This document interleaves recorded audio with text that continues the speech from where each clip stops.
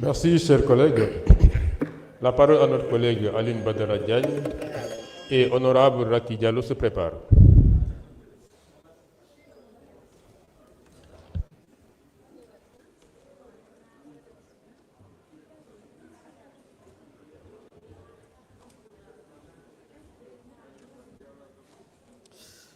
Assalamu alaikum wa rahmatullah. Monsieur le Président, Monsieur le Ministre, ainsi que vos collaborateurs, chers collègues. Damay féliciter d'abord le gouvernement du Sénégal bi nga xam ne moom moo am esprit ingénieux bi def la différence entre le ministère des Infrastructures et le ministère des Transports proposé par Ousmane Sonko, le président Ousmane Sonko, mu def la confiance jox la sa poste bi nga xam ne c'est aussi stratégique ñu leen ñaanal yàlla rek nga am ci plein succès. Mais monsieur le ministre, waa Kaolack ñu ngi jooy.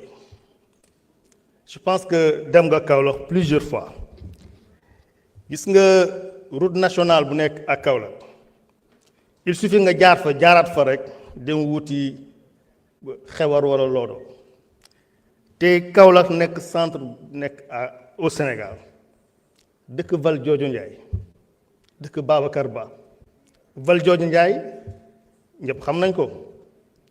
Je pense que Kaolack waroon na am beneen visage boo xam ne côté infrastructure dootuñu ko wax Valdiodio boo yeewoon dina mer quoi kon monsieur le ministre nga bàyyiwaat xel bu baax la région de Kaolack. boo demee au niveau de Medina Baye mu nekk cité religieuse bu kenn natable mais là-bas monsieur le ministre infrastructure zéro assainissement zéro. Je pense que dëkku Cheikh al Islam Baye Niass war na am aussi beneen visage boo xam ne pèlerins yu fay ñëw chaque année ñoom xam ne dañuy gàmmuwaat war nañ am beneen visage boo xam ne buñ fa ñëwee kontaan. xam naa ne Baye Niass dina continuer plaidoirie boobu parce que vraiment am na solo trop et lu ñu war a joyante la. En même temps village nataalam nekk dans la commune de Ndiafate di Kossy Baye foofu aussi en même temps nu ñuy def Medina Baye noonu lañ fay def et des pèlerins yu jógee au niveau international di fa ñëw mais l'accès est très difficile et ma lay ñaan rek loolu tamit nga taxaw ci parce que lu ñu war a taxaw la. sa dëkk xarit Aziz Mbodj à Ndiédiène ñu lay demander foofu tamit kañ lañ koy démarrer parce que foofu tamit nu ñuy souffrir dafa ëpp. di terminer rek ci benn itinéraire boo xam ne su ma sañoon nga def sa technicien yi ñoom xool ko à partir de Kër Waale Ndiaye fa ngay jaaree dugg naan la wala dex foofu régime bi passé nee nañ defoon nañ fa 300 millions loolu sax da nga ko war auditer mais foofu bu nawet jotee mais villageois yi sonn bu ñuy sonn yàlla rek ñoo ko xam du ñu génn sax d'ailleurs te foofu dafa polariser 45 villages parce que foofu mun nga fa jaar dem ba pont Barma rek mun na la yóbbu Foundiougne nga jugu Foundiougne dem Fatick foofu lu fa gouvernement du Sénégal war a mën a gagner lu am solo la kon foofu war nañ ko xoolaat bu baax a baax. Merci beaucoup. Chers collègues, merci. La parole à notre collègue Racky Diallo et honorable Khady Sarr se prépare.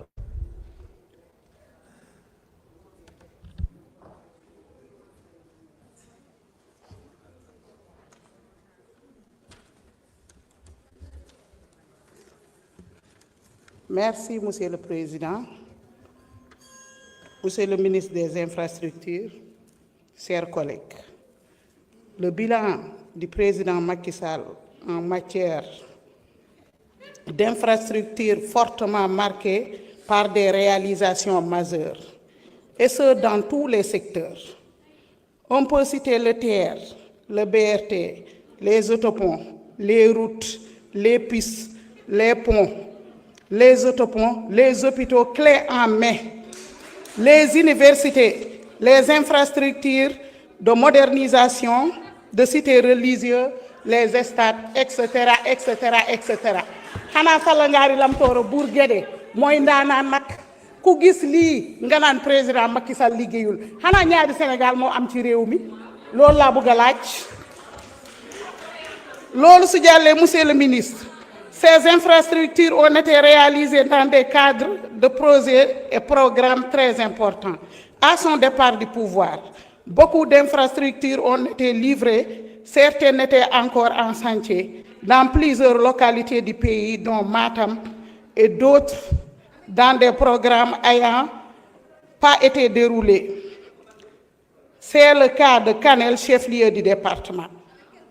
Monsieur le ministre, à Matam, les chantiers sont à l'arrêt. Les populations demandent la reprise des travaux de construction.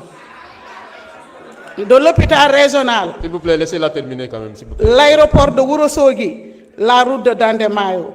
À Kanel, chef-lieu du département, monsieur le ministre, l'Aziroute devait réaliser 3,5 km de route et Promoville 5 km de voirie.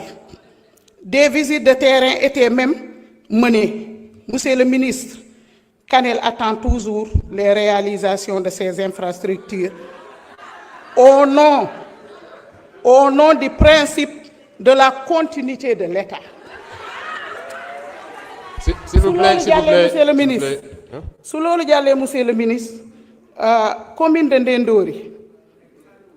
Ndendori dafa am benn dëkk bu tudd Wennoodi dafa amoon benn rajo bii nag ci nawet bii la yàqu mu am ay villages yu mag yu ne ci biir ñoo ñëpp instant bi dañoo enclavé ñu lay ñaan ngeen defaral ñu rajo boobu parce que rajo boobu dina désenclaver ay villages yu bëri.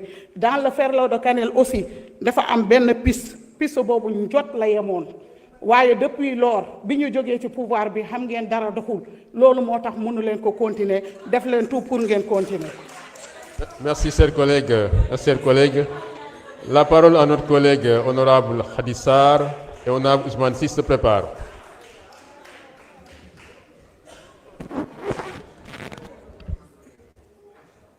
Merci beaucoup, Monsieur le Président.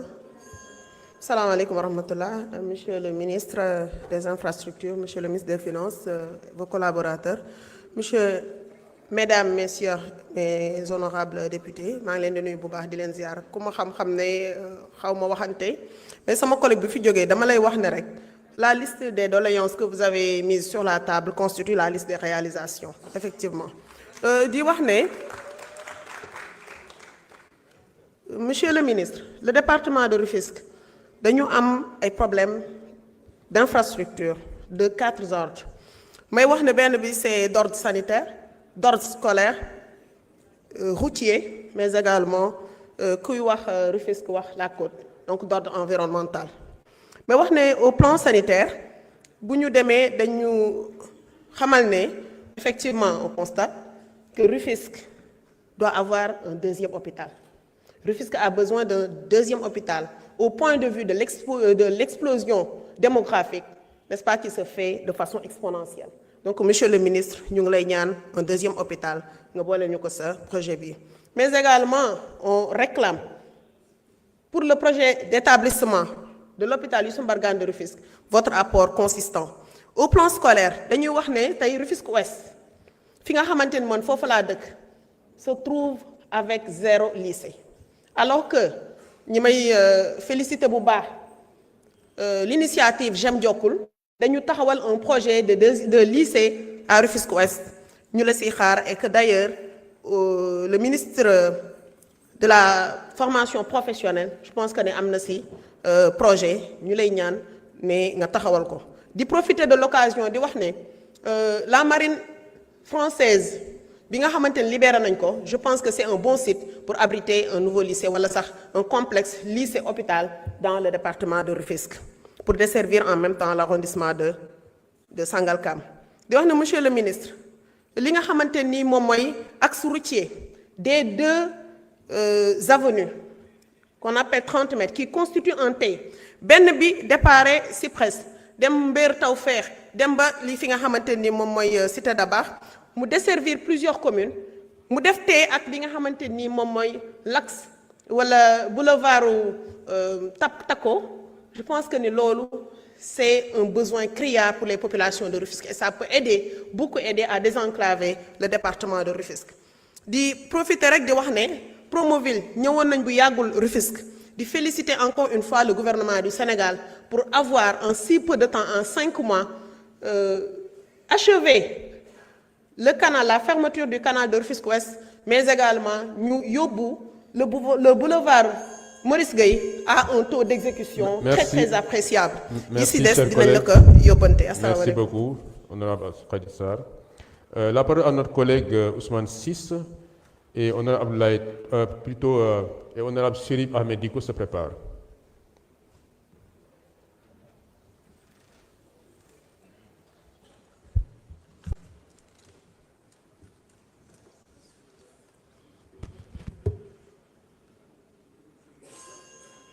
Asalaamaaleykum wa rahmatullah. Merci beaucoup monsieur le président Sall.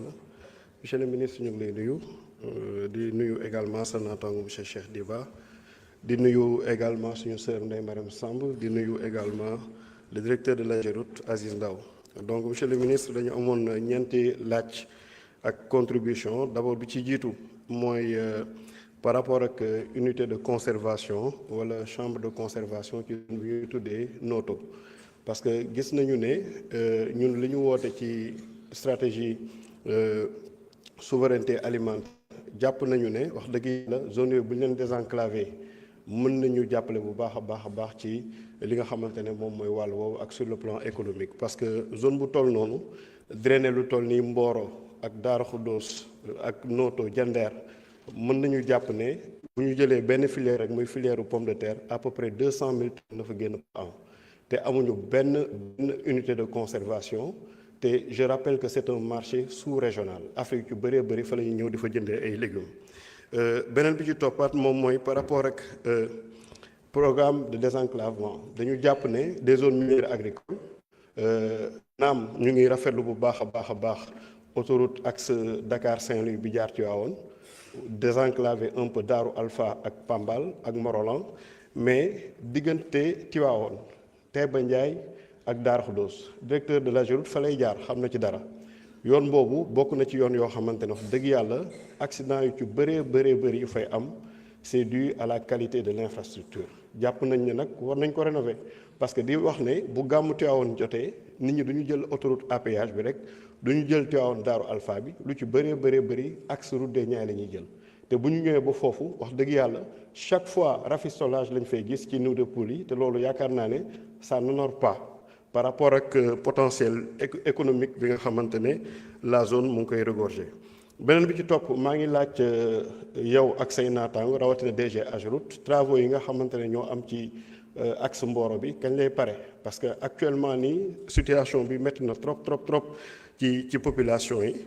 beneen bi ci toppaat waa commune bu Meouane dañ ma yóbbante boo xamante ne wax dëgg yàlla daw na yaram parce que c'est une vieille doléance qui date de 50 ans ñoom dañuy jàpp ne bu fekkee ne système yi fi jaar yëpp wala système yi fi jaar ak régime yi fi jaar yëpp lajj nañu foofu la ñu mën a nattee lajj nguur yi fi jaar parce que depuis 50 ans wala indépendance ba léegi amul kilomètre de goudron bu traverser la commune de Meouane mu nekk nag loo xamante ne doy na waar trop te ku wax département de Tivaouane wax ne Meouane mooy arrondissement bi gën a ngan ci Tivaouane te moom mooy chef-lieu ba waaye amul dara ci infrastructure rawatina infrastructure routière donc dafa am benn programme boo xamante ne ci PSD bi la bokkoon en 2023 la ko lancé premier ministre Amadou Ba lancé mais bi ñu ko lancé après depuis 2023 boobu dafa am arrêt mais ba léegi continué wuñu travaux yi ñu ngi lay ñaan nag merci ñu cher lancé collègue PSD bi pour waa Meouane mën ci gis seen bopp. Merci cher collègue Ousmane.